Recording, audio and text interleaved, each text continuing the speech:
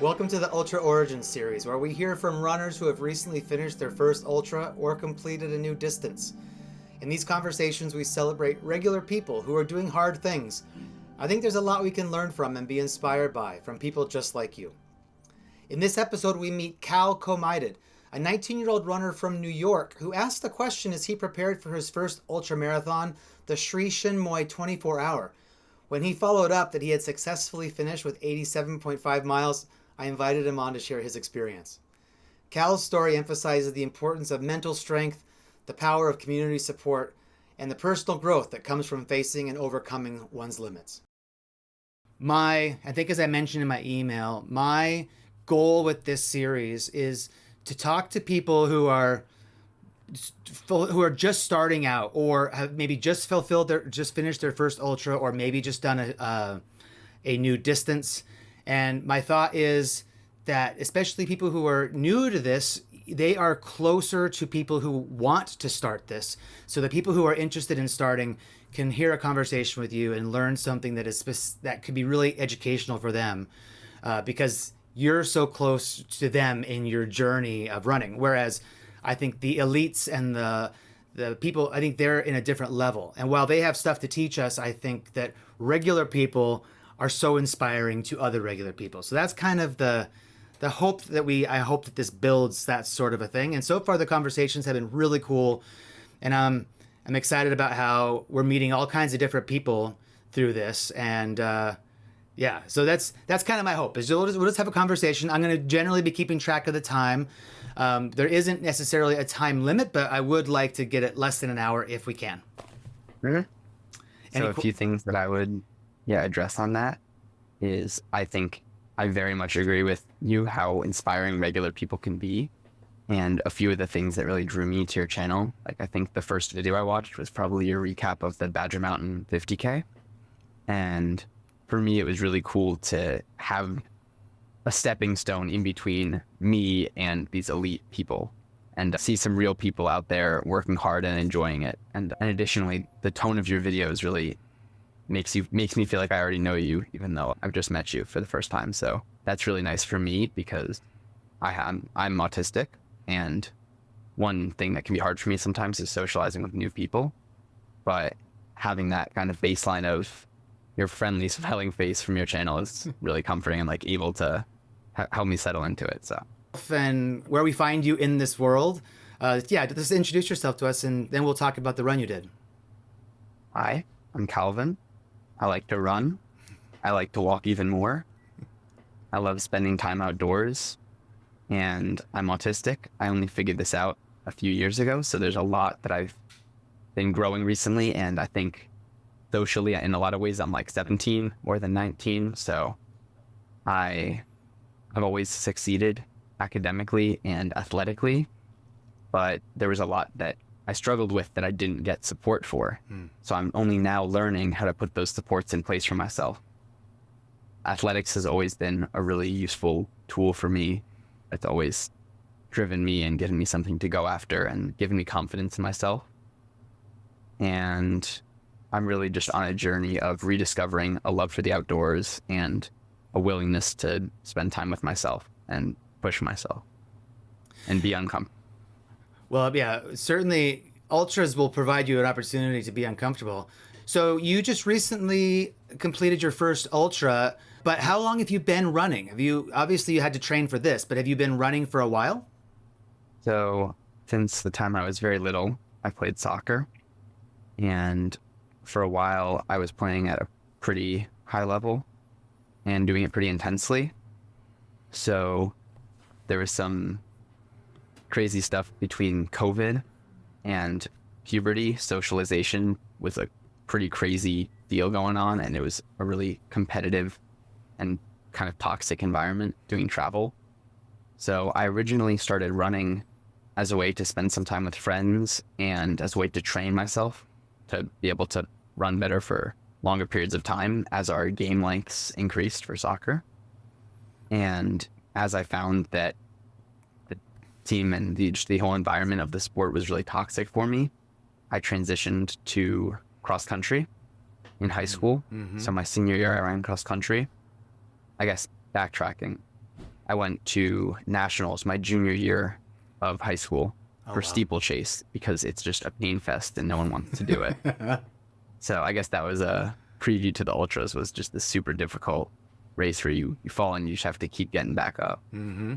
So that was a really cool experience, getting to run at this historic track at Hayward Field. It was an incredible experience that really, you can't help but taking in that atmosphere and just feeling like a stronger runner for it. Yeah. So that was really fun. And then cross country is something I really fell in love with because you get to run on some more trail-y stuff and some more hilly courses, which just really suits my style.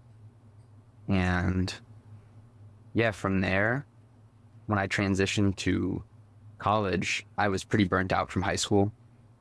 And I had a really hard time with the transition I was going to the University of Michigan. And I still didn't know that I was autistic. So I was kind of flying a plane with no wings. Like I didn't have any balance really. I was just riding completely on speed and momentum, which inevitably let me down. So I had a kind of long recovery time from that and struggled with some mood disorders and kind of getting to know myself and being at peace with the things that I struggle with and not feeling bad about them, because I feel like I have a reason and it's okay to be struggling with those things, which is something that I previously had a hard time doing. And running really helped me with just getting my foot out the door. So I started just doing like 1-2 miles on the treadmill. I hadn't trained for a year or two, probably just a year and a half. I didn't train. And I was frustrated that I couldn't hike up the mountain that I like to hike in my town. And that motivated me to go get on the treadmill and start building some fitness back up. And from there, I just ran with it. And within 6 months, I'm here. So it was only 6 months ago that I started the training block. Wow. That I guess led me to the ultra. But Yeah. I had 0 miles a week on Strava 6 months ago. So the race that I ran in was called the Sri Chinmoy 24 hours race. And it was also combined with a 12-hour race that started at the same time as the 24. And also a midnight marathon, which started at midnight, which was a Boston Marathon qualifier. So those three were all happening on the same course. And we started at 8 a.m. and basically just kept plodding along and seeing how much you can do. My watch said 87 miles. The race measured distance was 85.5 miles.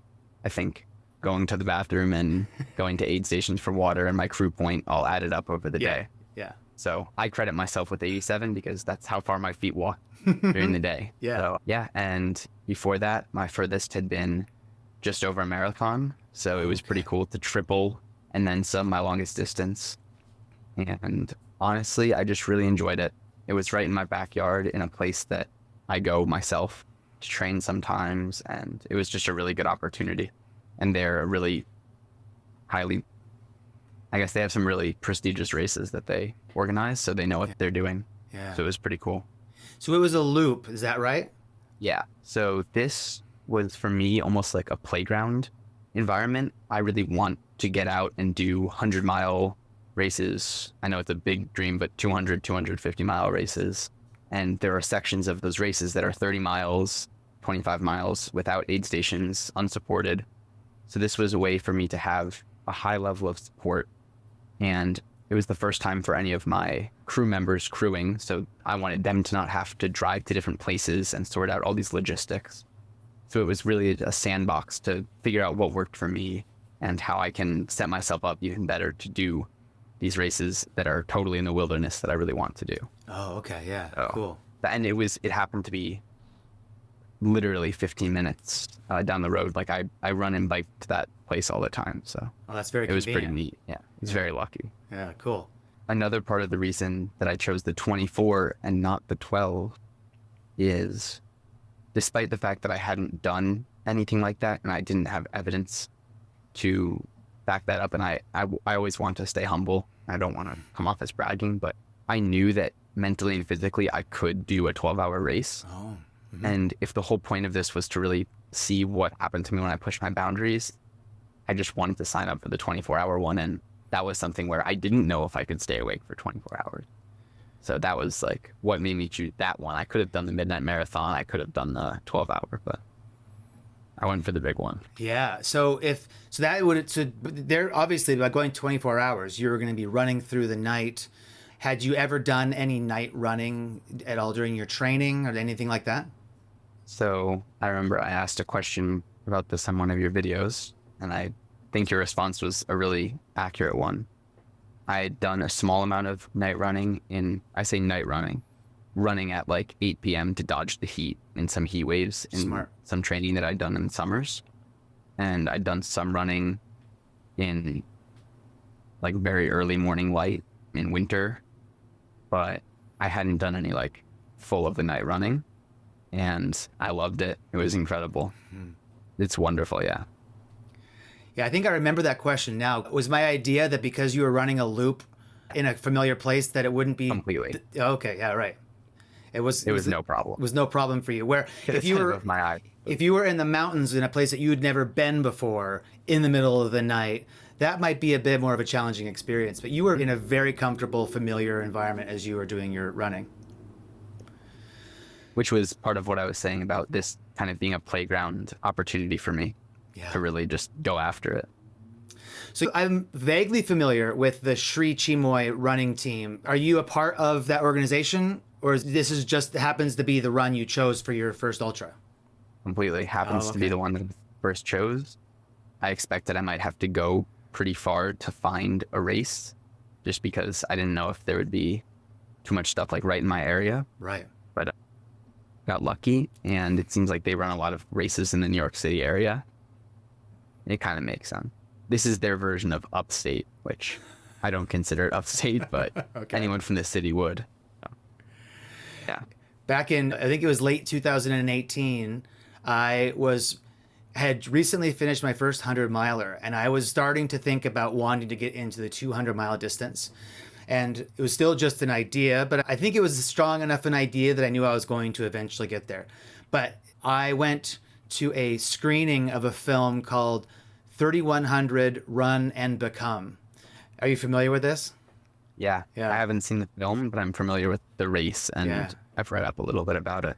Yeah, so for anybody who doesn't know about it, it's a really wonderful documentary that talks about a few different places where people are doing really incredible ultra marathon running feats. But it focuses primarily on this Sri Chimoy ultra event that takes place, is it in Queens, New York? I believe so. Around like a single city block, and they will run for, I actually looked it up online. I think that it's scheduled this year from like August 10th through October 20th or something. It's like an incredibly long time where the runners will just run this loop, eventually hoping to get close to 3,100 miles. Is that right? Yeah, I believe that's correct. It's a minimum of 59 miles per day. And like you said, it runs from mid-August to late October. So that film was really beautiful, and I really connected with some pieces of it. I love the idea of the spirituality of running, because I know that I feel connected to nature in a way that I can't in any other way. Like being on my feet out on the trail in the desert or in the mountains is like, whoa, I'm connected to something special here. But I think it was that film that actually prodded me to go from being interested in 200s to actually signing up. So at the beginning of January, I think it was the beginning of January of 2019 is when I signed up for Moab. So that I feel like, I don't know, I don't have any experience with Sri Chimoy running except through this film, and it definitely helped change my life. So when you said that you had run their 24-hour event, I'm like, oh, this is really cool that we have this sort of other connection through this organization. So they put on races, do they put on races all over the place, or is it just in New York? Oh, globally. All around the globe. That's terrific. Yeah. So you said you had a crew. Let's talk a little bit about how you organized the run and how you did it. I'm assuming that your crew didn't have to move very much. Are they in one location that you're continually coming back to? Yeah. So it was a 3-mile loop with one crew point and 2 little stands with electrolyte water and Coke for the night and all that stuff. So you get to see your crew really frequently, and they don't have to move around or figure out where they're going. Yeah. I was really lucky to have my whole family be very involved in the event. So I had my dad and my sister helping out in the morning, which was really fun. And then my grandmother came for some of the day, and my dad helped out a little more.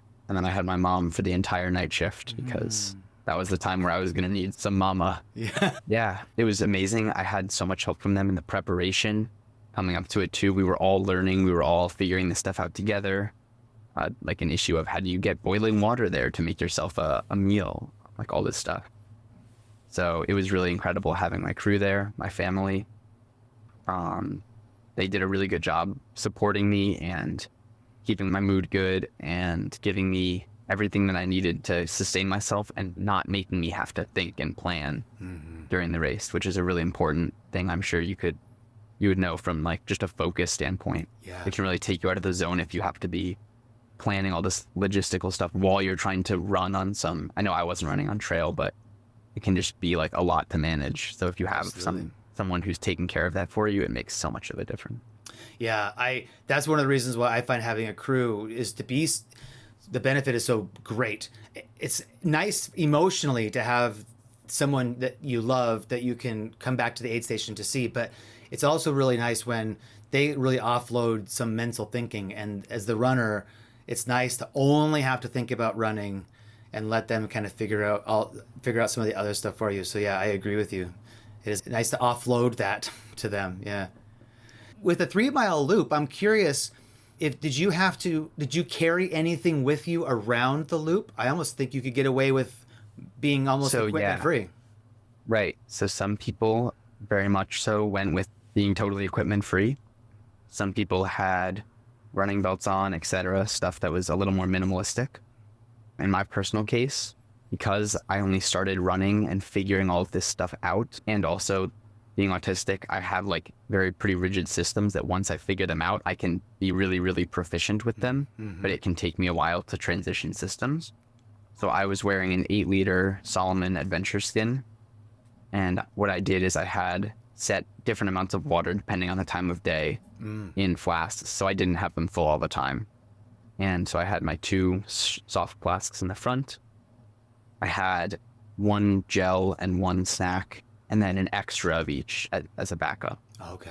That I carried around with me.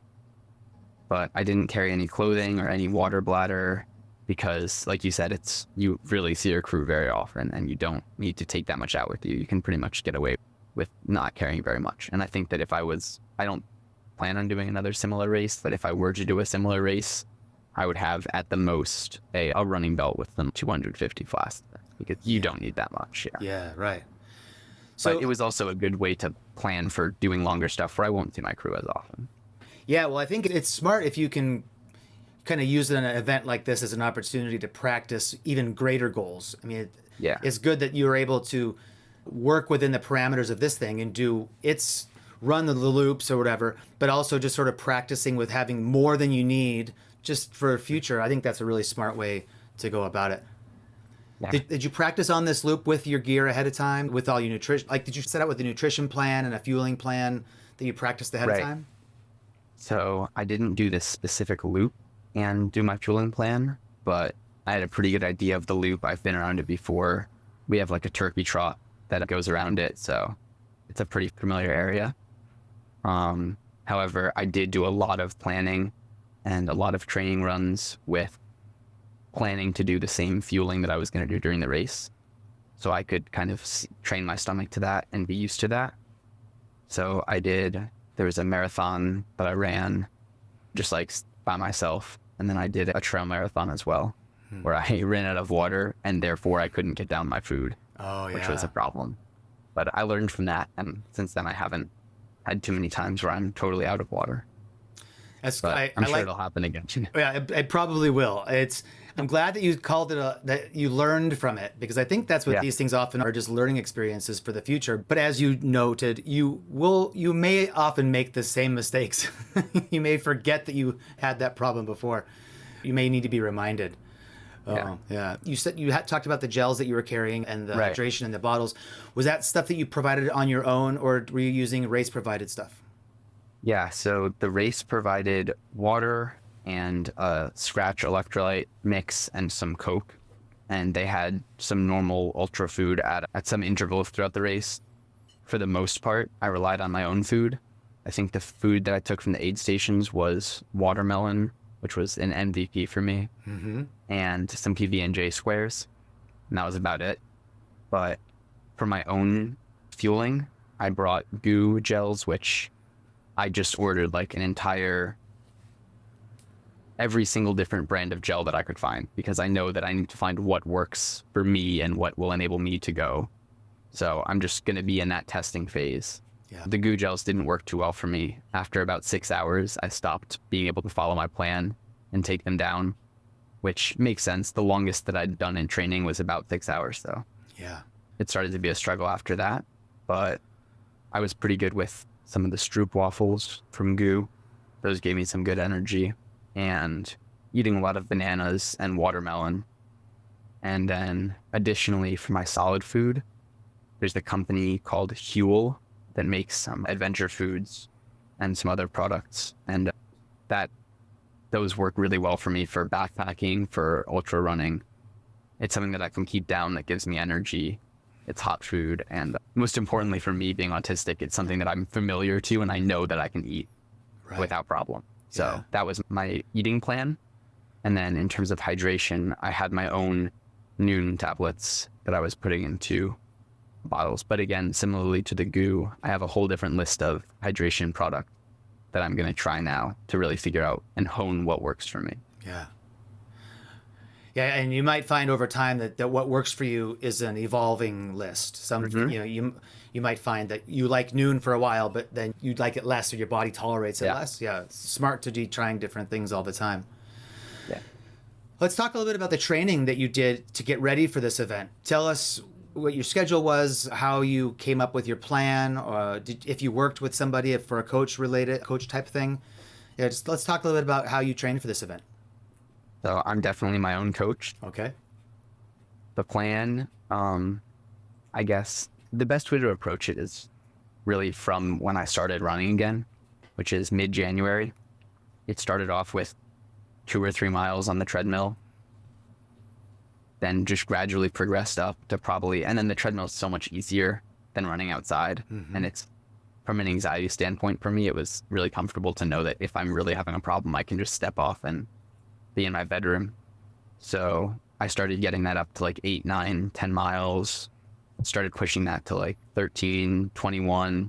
And then from there, 21 miles, 18 miles, stuff like that on the treadmill, and really being able to be at peace with myself and just moving on the treadmill. And then after that, I started doing some running outside as the weather got nicer. I did a half marathon with my friend, just by ourselves, just a long run. And from there, I really started doing some more adventures outdoors and not picking any plan, just like walking and then running when I could and making my own routes. So really, there wasn't any plan as much as me really rediscovering my love for the outdoors, my love for being active. That was really the plan, was just like enjoy it. There was one moment in like the weeks after I had decided to sign up for this race where I had this run that I planned out that didn't really go as I planned. And it wasn't like physically anything. It was just mentally, I caught myself being very far out of where I needed to be. And that snowballed for me. And that was like a point that I was scared of for a few days, but I really made myself get back out there, and I just went slow and hiked instead of trail running. And I find that hiking gives me a really strong aerobic build and doesn't push my anaerobic and doesn't push my mind as much, even if it's just like, you don't have to. If you're just walking, it takes so much less mental energy to cover ground on trails because you're not having to be really stressed about your foot placement. Yeah, right. And just really, you see a lot of things when you're walking that you don't see running. You see more of the chipmunks and the turkeys and deer and all these like creatures that are just sharing the space with you. Yeah. So that was a lot of my training, was just really reconnecting with the nature. And I was loving in your videos all the wonderful northwest rainfall, like rainforests. It's just such a cool atmosphere with the moss beds and the ferns everywhere. Got me jealous. Is that quite a bit different than the environment you're hiking and running in? Yeah, more or less. Ours is more deciduous and less rainforesty. I think it's an important part of my training. I got a chance to visit some family friends in Provo, Utah. Oh, cool. So it was like, that's just an awesome running scene. I got some incredible training runs done. It's everyone just spending time outside. It was a really fun place to train. And I think as someone who lives at sea level their entire life, getting a little elevation in there didn't hurt. Yeah, I bet. That was just really fun as well. I'm curious, if you hadn't been training for this 24-hour run, would you have done that same sort of running activity in Provo? So I don't think that I'd signed up for this run when I was doing the training in Provo. Okay. Yeah. I signed up for this maybe a month and a half out, something like that. Oh, okay. So not too far ahead of time. It was really, once I built myself up to the point where I wanted to test myself, I just started looking on some databases of races, and I was looking at different distances, and none of the distances were really fitting for me. So I went to the time-based ones, and that was cool. Although I do think it would have been satisfying to me to take 29 hours and do 100 miles. Right. Because I know that I could have physically. Sure. So, but that is another time for that. Yeah, I think the idea of doing a time-based thing when you're early on is another interesting approach, because really no matter how far you go, it's a success if you're able to go for that long of a time. The distance really isn't the important factor at all in the timed race. And that's exactly how I felt when I was at 22 hours, 21 hours and wanting to stop. It was very easy to be like, no, I'm able to persevere for this 24 hours. It's one day of discomfort. You go as far as you go, and the least you can do is keep walking. Yeah. No. So it was a cool format, and I enjoyed some aspect of it. Now, I assume that in the 24-hour format, you're free to stop with your crew and hang out for as long as you want. Oh, yeah. Yeah, okay. There were people who were taking naps 3 hours in and stuff like that. Okay. Yeah. No. Yeah. It was pretty interesting hearing my crew tell me all the different strategies that people had. Some of the guys that came in looking very professional and had all these branded team chairs and stuff were taking naps and just hanging out, eating. Some guy was grilling some burgers. Oh, really? It was pretty relaxed. Yeah. One of the guys who was racing stopped racing and just started grilling burgers. Just he was just there to picnic afterwards. Oh, that's really fun. It was an interesting mix of people who were very much going after it and people who were out there for a fun day in the park and wanted to spend time with the community. It was pretty cool. You said during your training that the longest you went was 6 hours. Is that right? Yeah. So I guess autistically, I see it as an ultra marathon because it was a distance that was longer than a marathon. Okay. It was 27 miles, Yeah. but it was just a trail run that I put together on a path that actually goes past my driveway. Oh, nice. That runs from New York City up to a mountain range in upstate New York. So I just got to spend some time exploring that. It was neat to do some adventure from my own front door and not have to drive my car anywhere to do it. When you were in your 24-hour race then, and you got past the 6-hour mark, so now every step at this point, you're running longer than you've ever run before. And then eventually, of course, you're going to start to run a further distance than you'd ever run before. What was that like when you were starting to constantly be creating new personal bests? Was there any feelings you had about these new frontiers you were stepping into? Yeah, I think because of how long of an event it was, there was almost a certainty about the fact that those goals would be broken. So it wasn't as much one moment of oh yes, I've broken this PB. If I run a mile and I'm break my PB from 442 to 440, that's one moment where I'm in pain the whole time, but then I'm happy. Yeah. Whereas this was very much more an experience of just slowly feeling powered up. You just get more and more energy and you're depleting energy to do it. So it kind of balances out, but it keeps you from falling too far down. And you just keep getting these little boosts of energy from that's one step further than I've ever gone. And I think it's another small thing, but I have my watch set to kilometers instead of miles because I get the dopamine from a kilometer marker 1.6 times more than I would from a mile marker. And that's the generation that I'm in. What a fun strategy. Those small things can really make a difference for me and remind me to be happy and be enjoying it. It's a beautiful place. There were beautiful bullfrogs and that I didn't see but heard, and red-winged blackbirds, and just a lot of beautiful wildlife that was out there enjoying the park with you. Sounds really beautiful just as a feeling, too. It's something to see and enjoy, but also just to be in and hearing all that. It sounds really wonderful. Were there any times during the event where did you have an emotional low during this? We often have them in ultras. So I'm curious if you had any experience where you maybe you had some struggle? Yeah.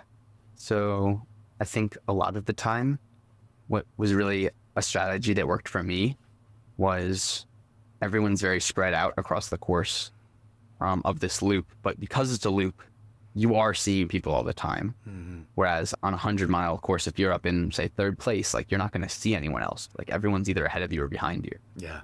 And maybe there's like a little bit of overlap at an aid station.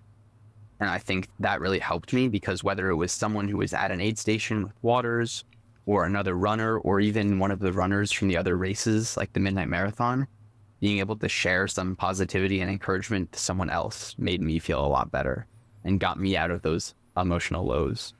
And that was one of the things that I was most proud of in the race was I think I did a really good job keeping my mood in a place that let me keep going. And there were some hard times around 2 to 4 a.m. And like just around 4:30, the sun comes up and then you get a fresh start. Yeah. Everything is different. Yeah. Just like, I'm sure you know what I mean. I know. I think I do. You get that boost and that gives you the energy that you need to go a few more hours. And then you get all the creature comforts of modern American living. Yeah. Yeah. It was really a privilege to get to put myself in that much discomfort for that much time and to just have the space and time to do that. Yeah. That's interesting. Are there people that you talked to or that you interacted with around the loop that you like would see many times and maybe interacted with throughout the day or throughout the night?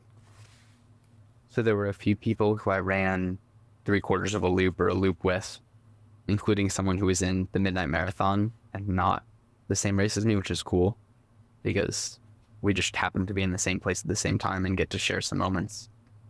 And there was one person who at the beginning was running with his own friend who I met as well, but they were kind of doing their own thing. And then his friend dropped off because he had no sleep.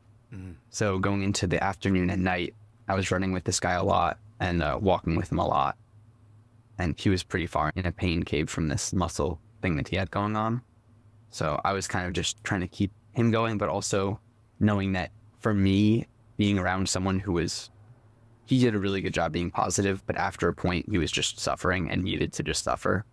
And it was pretty hard for me to be around that because my feet really hurt and all this stuff, but I'm still trying to be happy and be enjoying it. And I needed that for myself, for my own mental stability. So I kind of moved forward from him. He took a break. And when I came back, from a lap, I expected to see this guy, Michael, but he was around my age, which was nice because you could kind of have some things you can relate to. And I was so excited because I came back and he wasn't there. He had went out again. So that was really awesome because I knew he was out there, but it meant that I didn't have someone to walk with. Right. So those hours were hard, but like I said, the sun comes up and everything's different. So, and then when the sun was up, I got to walk with some older gentlemen and it was really interesting to see how the ultra community is such a village. I just had these people who had so much wisdom to impart to me. And it was cool to hear some of the philosophy of the race organizers and their team and their goals, because some of the people that I was walking with had done a lot of races with them. So that was pretty cool. I also ran with this guy, Kevin, who has MS and is an ambassador for a project called MS Run Across the US. So he did a stint from, he said, Las Vegas to Cedar City, Utah. So I thought that was a pretty cool project. I just wanted to give him a shout out. Sounds like you met some pretty cool people through your journey. For sure. And really I felt so accepted. Your world. And I'd never been in an event like that, but I was very much like accepted right off the bat. Everyone sees you're out there and you're doing it and they take you right in. So it felt really, really nice. Oh, I love that. I love that you said that you felt accepted. That just a shout out to that community for doing that. I just think that's really special. Yeah. What is the surface of this loop? Is it all paved? Is it dirt? Yeah, it was beautiful. It was this paved, flat bike path they just redid it a few years ago. Not even like cracks in it. The biggest obstacles were the park was open during the day, and it's very, very popular with people from New York City. So there were lots of small children to avoid and soccer balls to pass back to people and geese walking across the path and all of the hubbub of a park. So it was really nice running at the times where there weren't people. Like the early morning of that second day before anyone was in the park was so special. Yeah. So basically, in a way, you ran 87 miles of road. Tell us about your shoes. I'm curious if you had any blister problems or any feet issues. So I kind of went through some phases of blister problems in my training as I got my feet used to my shoes. But I think I calloused pretty hard because I put a lot of miles on feet. I don't know the average, but I had probably a few months of 70-mile average weeks. Okay. So, and a lot of that wasn't on treadmill in the few months before. So, which means it's higher impact on a road surface. So I had some Asics gel Kyanos, which are my baseline road runners that I used in track for high school. And that was kind of like just a comfortability, having a shoe that I know. Yeah. And then recently I bought a pair of Hoka Cliftons and a pair of Hoka Challengers, which are like a hybrid gravel trail / road runner, because I wanted to experiment with a different shoe brand. And similarly to the gels, I wanted to just try different things and figure out what worked for me. So I ended up using the gel Kyanos for about 8 hours. And then I switched to the Cliftons. And I think I had the Challengers on like 1 lap, maybe 2. And I went right back to the Cliftons because they're made for road running. Yeah. And I was only walking. So all I really needed was cushioning. So I went with the max cushion that I could get. And like you said, it's just road. I like those Hoka Cliftons. That's what when I did my 200-mile road run back in October, I spent most of my time in that shoe. It's amazingly good for protecting you against the hard ground or the hard surface. And just the repetition of it. Like you're just going over and over and over. And then I didn't use them in the race, but they deserve a shout out because they've played a large part in my training and my enjoying of the outdoors. Is the Salomon Thundercross shoe has been an awesome hybrid hiker, backpacker, trail runner. It does all of it. And it's comfortable. Those were really awesome for my training. And so, but you said you had some blisters during training, but during the event, you didn't end up having During the blisters. event, I had the only blister that I had was actually not from my shoe. It was from the sweat and fabric rubbing up against a poison ivy blister that I had. So that was the only real blister, but it was not a problem and it didn't impact my ability to move. So I just left it and didn't mess with it. But no foot blisters, which speaks to the quality of the gear that I had. The socks that I had, Darn Tough socks, are awesome. Having the good gear really helped me out, and I'm grateful to my family for that. Well, I think too the fact that you had done so much practice with that stuff meant that, like you said, your feet were used to it, your body was used to that stuff. You weren't experiencing new rubbings or just new stuff. Yeah, that's pretty interesting. Okay, so 24 hours. You finished the race. I'm curious to know afterwards, how was your recovery, and was there any issues or any soreness or anything? Tell us about your recovery after the event. So after the event, I did minimal packing up. Tried to let my family do most of the packing up. It was a short trip back to my house, which was really nice to avoid stiffening up. Yeah. Even so, I felt some stiffness just from 15 minutes in the car. Yeah. So got an Epsom salt bath, worked up even before a shower. I was whatever. And soaked myself in that, rested the day. And then the next day I took off. I just relaxed, tried to get up and walk pretty frequently. I tried to not stay sitting around too much and try to keep refreshing my legs because I thought if I stayed too solitary, it would seize up on me. So just tried to be gentle to my body. I was making some noises going up and down the stairs. But then on the day after that, so 2 days post-race, I got myself back out and just started doing some hiking, some low-impact stuff. I did a run with my friend. A lot of this stuff, my body was probably telling me not to do it and that I could have used recovery. But something I learned during the race was if I mentally told myself that I wanted to do it, and I did believe that I wanted to do it mentally, then I could do it physically, and I was able to push past that pain. So for me, it was worth it to spend time with my friend and do that run with her, and to go hike by myself and spend time outside because I was going crazy being cooped up. Yeah. So I think my recovery has been slower because I've been doing activities post, and it's taking my energy levels. I mean, I'm 10 days post race now, and my energy levels probably aren't quite back. But I think that it's been worth it for me because I've done a lot of stuff that I really enjoyed in those 10 days. Yeah. I've gone for some cool runs. I've done some cool stuff, hiked some cool trail, gone for some bike rides. The cross training is nice to give yourself just something different to do. I think I know you do rowing as well. Yeah, I do. I do not. I probably don't like it as much as I should, but yes, I do a little bit. So I was a coxswain when I went to Michigan, Oh, okay. and I was bored and wanted to be manly and bravado like the rest of the guys. So I would hop on the rowers as well when they were working out, even though I didn't need to be doing any rowing in the actual shell. But just having that different way of moving your body, no matter what it is, whether it's rock climbing or cycling or hiking or rowing or lifting weights, like I think they all have a lot of benefits for all these different systems in your body that you use in ultra running. Yeah, no, I totally agree. I think my biggest problem is that I only really enjoy running. All the other things are good for the body, but I don't enjoy them. I don't get Yeah. the sort of the Doesn't good scratch feelings. the itch. Yeah, that's exactly right. Yeah, that's right. Yeah. You made the comment earlier on that you chose the 24-mile run because it was something that you weren't sure you could do, whereas you knew that the 12-hour or the marathons, you knew you could do it. So now, having completed this 24-hour distance or time and having gone 87 miles, I'm curious if you see yourself any differently, or if your thoughts about your capabilities now are different than they were before. Yeah, so this question, I read it in the free, and it gave me some good room for thought. Okay. I think in some ways, before running an ultra, the way I had been training, the way I had been thinking, in my mind, I'd been holding myself as an ultra runner already.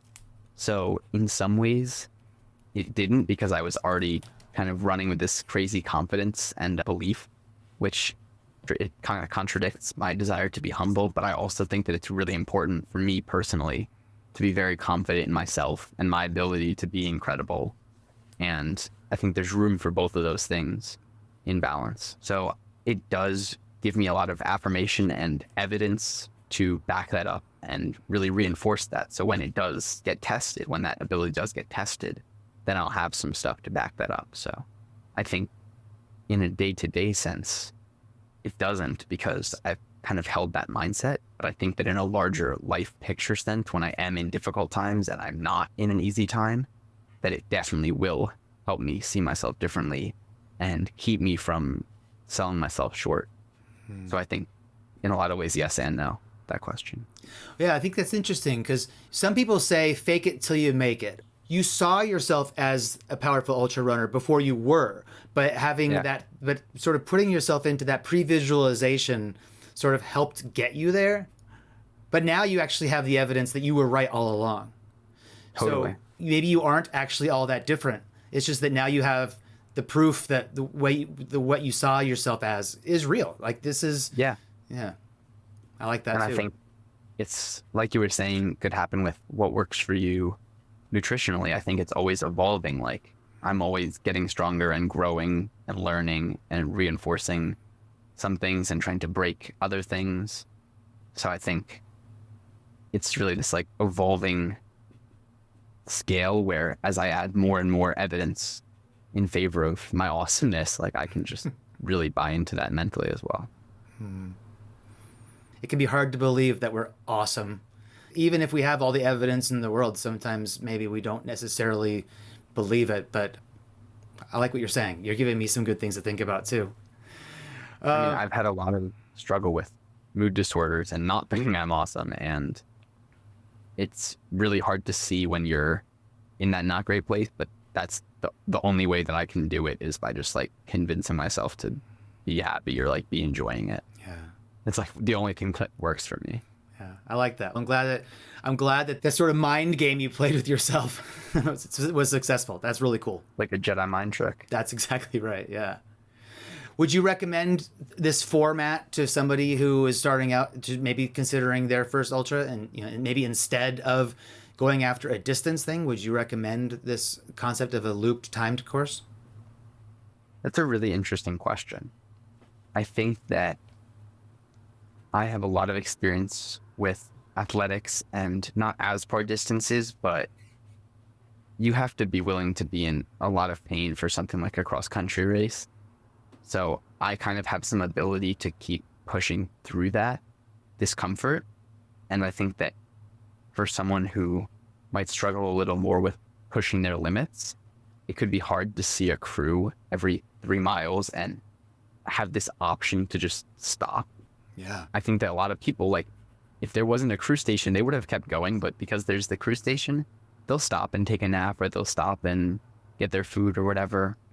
So there are some benefits, I think, to doing something that's distance-based, because you're punished for not moving, if that makes sense. Whereas with the timed one, it's like, well, the race is still getting shorter as I'm sitting here. Yeah, right. Right?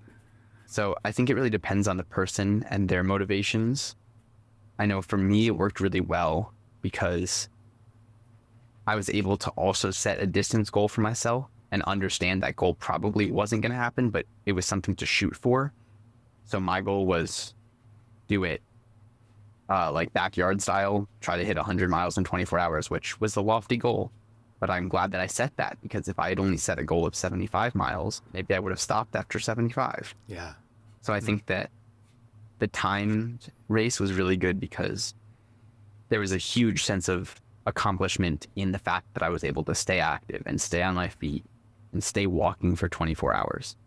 And I don't think I stopped for more than 10 minutes at any station. I'm pretty proud of just how long I was on my feet, regardless of how much distance I covered. Yeah, you should be. Well, And I think it's a worthy race for someone to start out with, whether that's a 6 hour, a 12 hour, a 24 hour. I think that there's merit to the time system. I feel like I would be concerned about the willingness to get back out there, because Completely. it's it would be so easy just to stay in there, or Yeah. to give up, or just I don't want to go back out to do that loop again and again and again. Yeah. That's why I'm really looking forward to doing some of these full courses in the wilderness, because you're going from a point A to a point B to a point C and however long, but Right. it's a journey and you're progressing. There's like a line that you can see moving along. So I think that'll be really satisfying, and I'm really excited to get out there. Well, I'm really excited to see what you do next and see where your journey takes you. Before we say goodbye, do you have any last thoughts, anything that you'd like to share that we haven't talked about yet? Yeah, a few things I think are interesting. Mm-hmm. One is, aside from some of the emotional low points, one thing that I struggled with was at night, some of these people had flashing like X vests on the back. I don't know if the ones I'm talking about. Yeah. And the race organizers had said there would be a cyclist, but there was also like a police car with like a full semi truck with the bright lights. And autistically, I have sensory sensitivity to noise and visuals and smells. Yeah. And when I put my body under stress or my mind under stress, that's exacerbated. So that was a challenge, was dealing with these people with flashing lights going by and dealing with these really bright lights that really took me out of the zone. And then finally, I think for the prep, for the recovery, for your just day-to-day energy levels, the importance of sleep for me has been so incredible. And having a sleep schedule where I'm awake during the daylight hours, and it's easier during the summer, but I think I've gotten an average of like 8 hours plus of sleep post-race. And that includes the fact that I didn't get any sleep the night of the race. Yeah. So I think that has really helped me in recovery and preparing for it, in pushing myself and getting by through each day. It's just getting the sleep that I need to take care of myself. Yeah, sleep is vital. I think people who are starting out often underestimate how valuable and important sleep is. Yeah. Yeah, it's really And one last thing I would say is, if you haven't even done a marathon, there are marathons with cutoff times that you can just walk the entire thing. And I think I met a guy who was on his 195th marathon, What? that he's completed, and he was walking the whole time, Oh, and he wow. was just enjoying it and doing it. And I think that there's so much merit and respect and personal growth to be found in doing something like that. So there's no reason to not go out if you're not the fastest, or even if you're the slowest. Like, that's even more of a reason to go out and grow yourself. And I think everyone out there shows so much character and spirit, and it's so exciting to see everyone else who finds the same enthusiasm for this kind of crazy activity that I do. Yeah. It's a special community full of support and welcoming care. And I'm really glad that you were able to find some of that and have such a great experience for yourself that really showed how strong and powerful you are. And like I said, I look forward to seeing where this takes you. It'll be fun to see your journey. I look forward to you staying in touch. I'll keep in touch in the comments for sure. Please do. There'll be Right. plenty more adventures to come. I love it. Well, Cal, thank you so much for joining us on this series and sharing your journey into your first ultra. Congratulations on the finish, and it was really great to get to know you and talk with you. And yeah, I look forward to seeing you on the trails, and we'll definitely stay in touch. Thanks a lot for coming on. Thank you, Wes. I'll right. see you out on the trails. Take care. Bye bye. All right. Thank you, Cal, for coming on and sharing your story. I really enjoyed getting to know you better. If you have recently finished your first ultra or recently completed a major new distance and would like to share your story here in this series, go to onwardendurance.com and click on Ultra Origins at the top of the page. Thanks a lot for watching. I look forward to sharing more Ultra Origin stories with you. Bye-bye.